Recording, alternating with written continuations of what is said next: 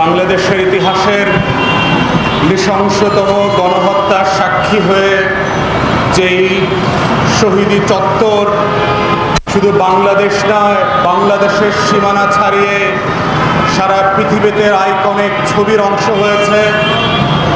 জাতিসংঘ থেকে শুরু করে পৃথিবীর আন্তর্জাতিক মহলে যেই চত্বরের শহীদি ভাইদের ছবি এবং আন্দোলনের লড়াইয়ের গল্পগুলো ছড়িয়ে গেছে, প্রফেসর ইউনূসের নেতৃত্বে যে ছবির আর্টিস্টিক ফ্রেম সারা দুনিয়াতে দেওয়া হয়েছে, যাত্রাবাড়ির শহীদি চত্বরে উপস্থিত জনতা, সেই শহীদি পরিবারের সদস্যরা যারা আছেন, যে শহীদের মাকে আমরা কিছুক্ষণ আগে দেখলাম, এই বাংলাদেশের ইতিহাসে সংশতম হত্যার সাক্ষী হয়ে যেই চত্বর লড়াই করেছে, আজকের এবি পার্টির তরফে সেই চত্বরে আমরা এসেছি।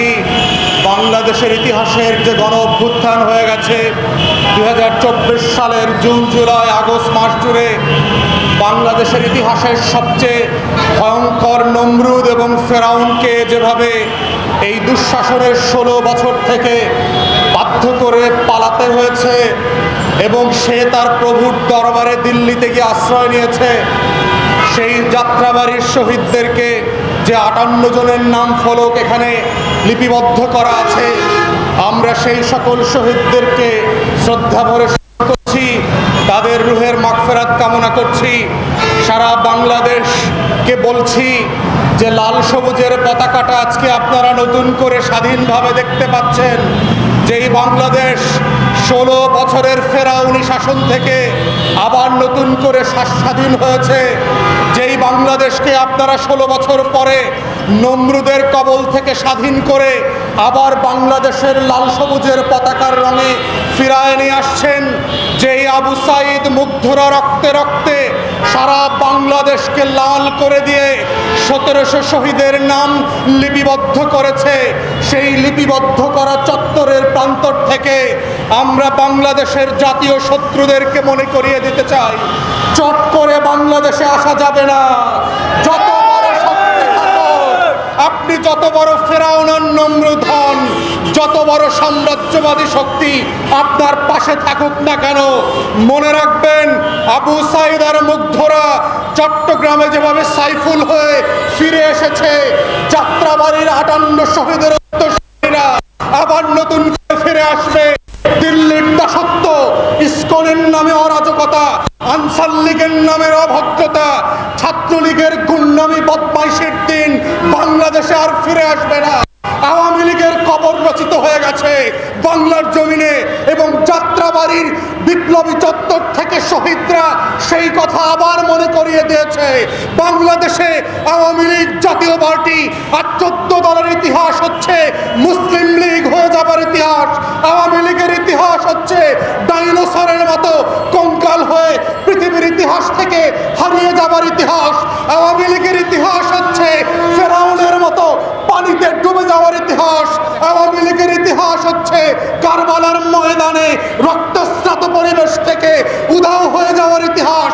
আওয়ামী লীগের ইতিহাস হচ্ছে শত শত হাজার হাজার বিপ্লবীদেরকে চ্যালেঞ্জ করে পরাজিত হবার ইতিহাস। পরাজিত শক্তিরা বাংলাদেশে আর ফিরে আসবে না। যাত্রাবাড়ির শহীদরা জীবিত হয়ে আবার ফিরে আসবে, আবার লড়াই করবে, আবার আমাদের সামনে দাঁড়াবে। প্রিয় দেশবাসী, বাংলাদেশের শত্রুরা দেখতে পাচ্ছেন গত 3-3.5 মাসে সীমান্তের মধ্যে এবং সীমান্তের বাইরে থেকে আমাদেরকে হুমকি দিচ্ছে। ভারতের সৈন্যবাহিনী নাকি উত্তর দিনাজপুরের সীমান্তে এসে দাঁড়িয়েছে। বিজেপি হুমকি দিচ্ছে বাংলাদেশের সীমান্ত নাকি তারা অবরোধ করবে। নেপালের মতো আমাদের সীমান্ত থেকে বাংলাদেশে যত পণ্য আসে, ডাল, চাল, নেপালের মতো একটা ছোট্ট দেশ থেকে শেখেন। তারা আপনাদের অবরোধের মুখে লড়াই ছেড়ে দেয় নাই। বাঙালিরা যারা জেগেছে গত 3 মাসে, 16 বছরে যারা লড়াই করেছে নমরুদ আর ফেরাউনের বিরুদ্ধে, এই জাতি না খেয়ে থাকবে। না খেয়ে থাকার অভ্যাস আমাদের আছে। বছরে একবার আমরা না খেয়ে থাকি। সেই জাতিকে হুমকি দেবেন না, ডাল, চাল আর পেঁয়াজের হুমকি দেবেন না।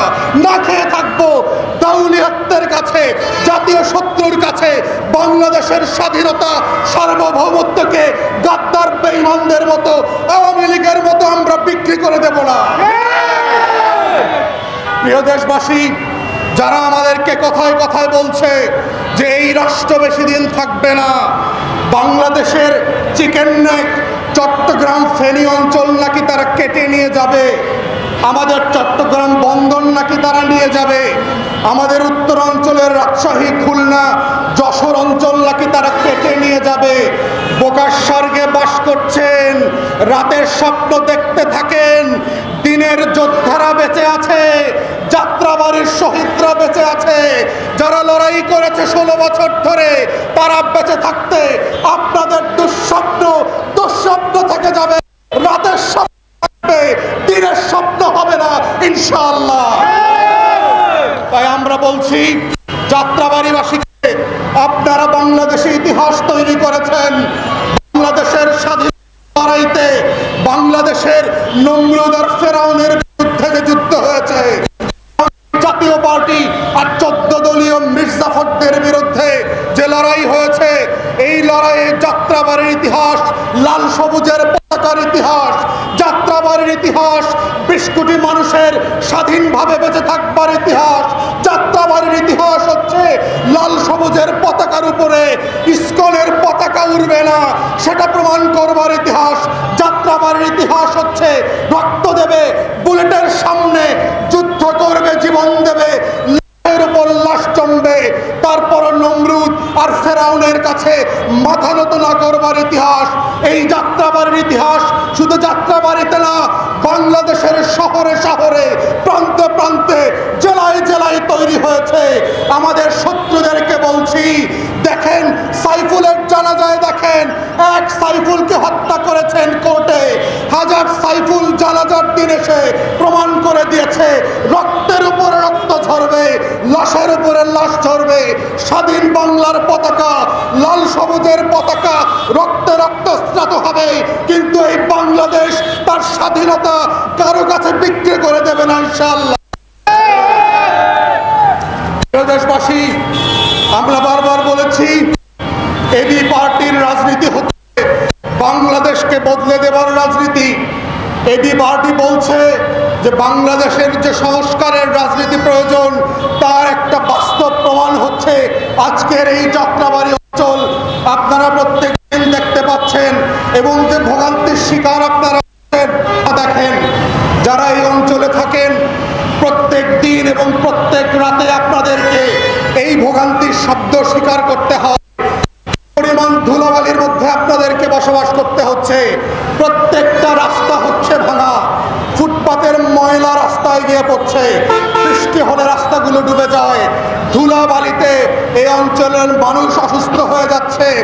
ফ্লাইওভারের উপরে এবং নিচে বিদ্যুতের তার থেকে শুরু করে নাগরিক সুবিধার দন্তন্য পর্যন্ত নাই।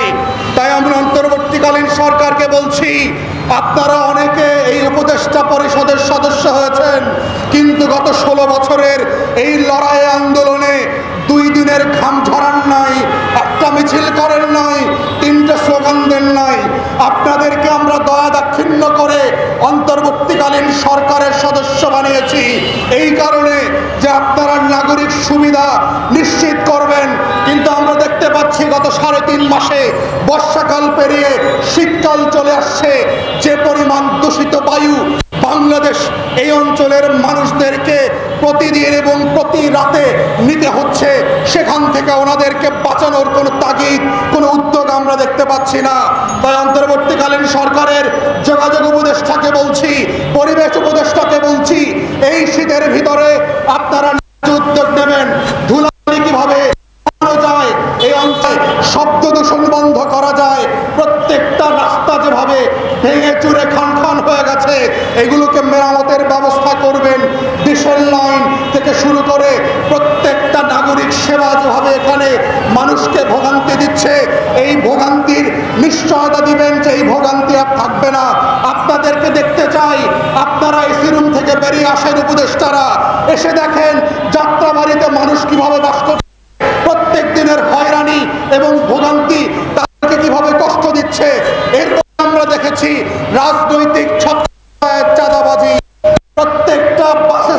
এবং টেম্পো স্ট্যান্ড নতুন চাঁদাবাজদের দখলে গেছে।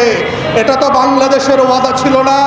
আমরা বলেছিলাম যে নতুন বাংলাদেশ হবে যেখানে পুরাতন আমলের গুন্ডামি, বদমাইশি, চাঁদাবাজি থাকবে না। কিন্তু আমরা দেখলাম আগস্ট বিপ্লবের রক্তর দাগ শুকাতে না শুকাতেই প্রত্যেকটা bus stand, tempo stand, auto stand হয়ে গেছে। দুর্নীতিবাজ প্রশাসনিক কর্মকর্তাদের নামে এই চাঁদাবাজিগুলো বন্ধ করেন, যে কোনো মূল্যে এই অঞ্চলের মানুষদেরকে নিরাপত্তা এবং স্বস্তির ব্যবস্থা করেন। তৃতীয়ত বলছি, যাত্রাবাড়ি অঞ্চলে ব্যবসায়ীরা শান্তিতে ব্যবসা করতে পারছে না। প্রত্যেক দিন যানজটের কারণে তাদের যে পরিমাণ কর্মঘণ্টা এবং আয়ুর ক্ষতি হচ্ছে, এই ব্যবসা বান্ধব পরিবেশ ফিরায় এনে আসেন এবং এটা খুবই জরুরি। অনতিবিলম্বে বাংলাদেশের অর্থনৈতিক চাকাকে যদি ঘুরিয়ে তুলতে হয় তাহলে আমাদের মহল্লার প্রত্যেকটা ব্যবসাকে মহল্লাতে রাখতে হবে, মহল্লার ব্যবসাকে মহল্লায় প্রস্ফুটিত হতে দিতে হবে। সর্বশেষ বলছি, বাংলাদেশ রাষ্ট্রের ইতিহাসে যাত্রাবাড়ি যেভাবে ইতিহাস তৈরি করেছে, যে 58 জন শহীদের নাম ফলক এখানে দেয়া আছে, সেই 58 জন পরিবারকে নিয়ে আপনারা উপদেষ্টারা এখানে দেখেন, মিট করেন, সাক্ষাৎ করেন, তাদের জীবনের গল্পগুলো শোনেন। এই 58টা পরিবার কিভাবে বেঁচে আছে, তাদের সংসার চলছে কিনা, তাদের খাবার চলছে কিনা, আয় রুটি রোজগারের অবস্থা কি, তাদের পুনর্বাসনের অবস্থা কি, অসুস্থ যারা আহত হয়েছেন জুলাই বিপ্লবে তারা স্বাস্থ্য সেবা পাচ্ছেন কিনা, সেগুলো এনশিওর করেন। এই রাজনীতির নাম হচ্ছে এবি পার্টির রাজনীতি, সেবার রাজনীতি, সমস্যা সমাধানের রাজনীতি। অন্তর্বর্তীকালীন সরকারের সাথে বারবার যাত্রাবাড়ির হয়ে এবি পার্টি এগুলোর আওয়াজ তুলবে। সেই আওয়াজের সাথে আমরা আহ্বান করছি, আপনারাও সামিল হবেন। এই লড়াই হচ্ছে বাংলাদেশকে বদলে দেবার লড়াই। এই লড়াই হচ্ছে বাংলাদেশকে নতুনভাবে বাংলাদেশ বানানোর লড়াই। এই লড়াই হচ্ছে বাংলাদেশকে স্বাধীন সার্বভৌম রাখার লড়াই। সেই লড়াইতে আপনাদেরকে সামিল হবার আহ্বান জানিয়ে আমার বক্তব্য এখানেই শেষ করছি। সবাইকে অসংখ্য ধন্যবাদ। আসসালামু আলাইকুম।